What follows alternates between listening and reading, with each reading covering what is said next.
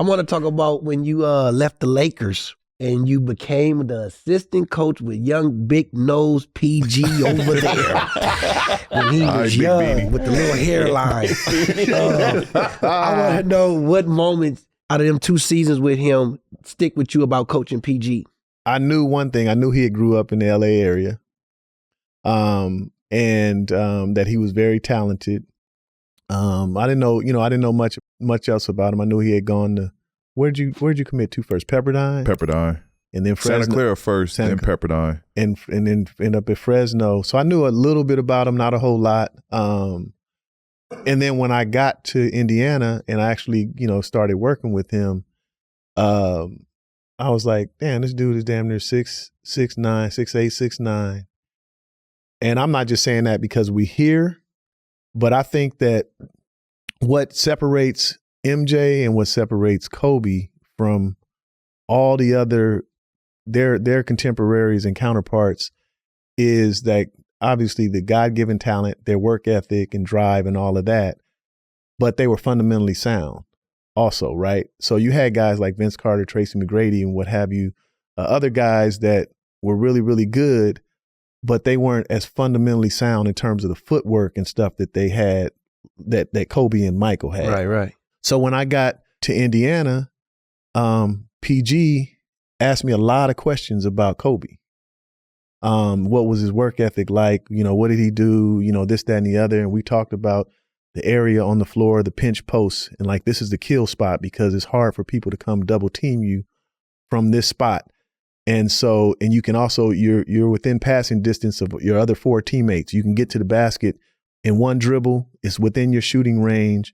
So all these things that, and I shared stories with him about how Kobe used to practice his moves 5 or 10 minutes without a ball, just visualizing what the defense was going to do.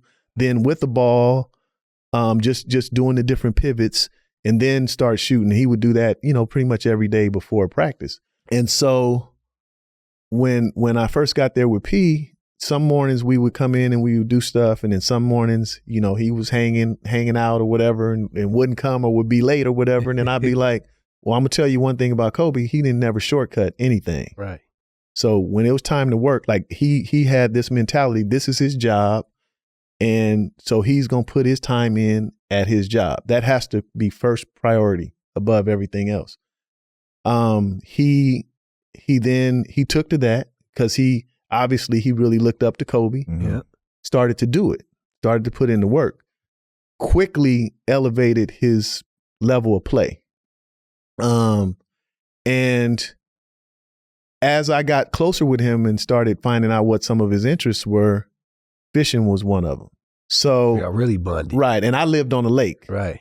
They all lived downtown at that time, I believe. And so, so one time his father was out visiting.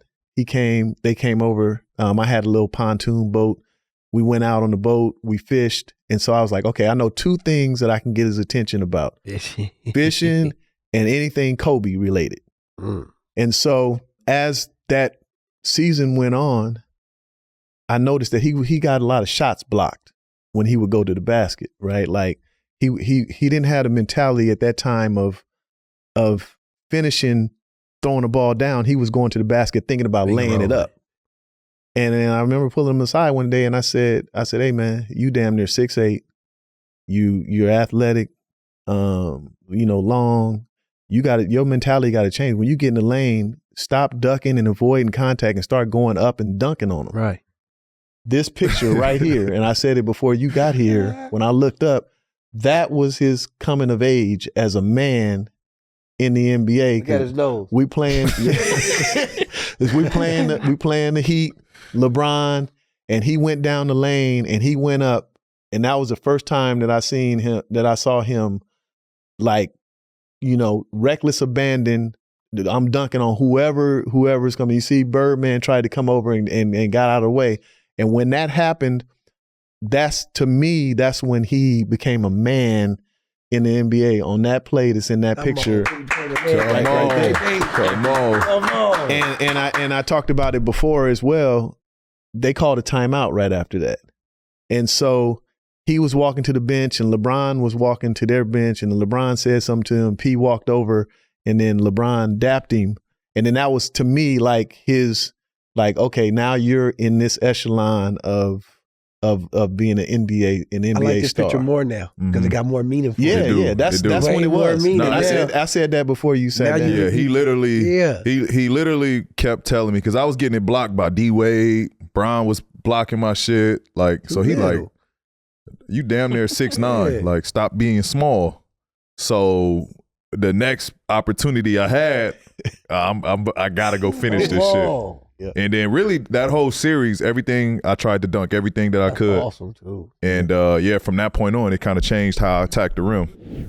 We wanted to take a brief break from the episode to let you know that Prize Picks has got you guys covered when it comes to helping you make some money during the NBA season. That's right, baby. Prize Picks is helping me cash in. Prize Picks is a daily fantasy app, and with the NBA season in full swing, you can select 2 or more players, pick more or less on their projected stats, and turn $25 into $250. Prize Picks is really easy, simple to play. I can make my picks and submit my entry in less than 60 seconds, y'all. It's also that time of the year where many sports are happening at the same time. And of course, Prize Picks allows you to pick combo projections across all different sports. Like basketball, you can even do esports like League of Legends and CS2 Go. So you can support all your favorite teams while still cashing in. Well, I know for me, I've been cashing in. I don't know about that. I'm talking about Legion of Dooms and all that stuff. But that's a story for another day. Be sure to visit prizepicks.com/podcastp and use code podcastp for a first deposit match up to $100. And y'all already know what time it is. Cha-ching!